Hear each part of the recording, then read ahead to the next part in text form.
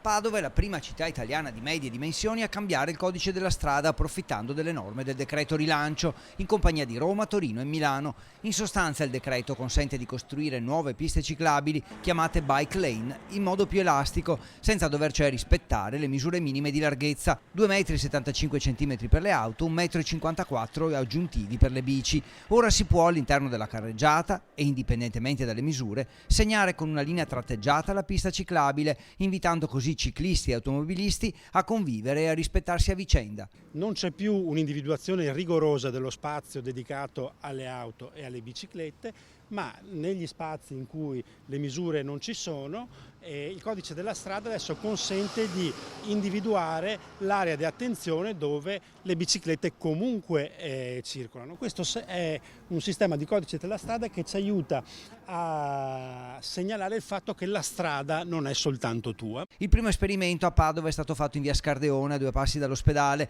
disegnando una rotatoria e circa 300 metri di pista ciclabile. Il totale complessivo della città sale a 170 km e i padovani che pedalano ogni giorno per i propri spostamenti sono diventati il 20%. L'ambizioso obiettivo del comune è arrivare al 25-30% nei prossimi anni, ricordando che fino a 3,5 km di spostamento la bici è in vantaggio sull'auto. In questa fase 2 le persone giustamente possono essere spaventate a utilizzare mezzi di trasporto condivisi.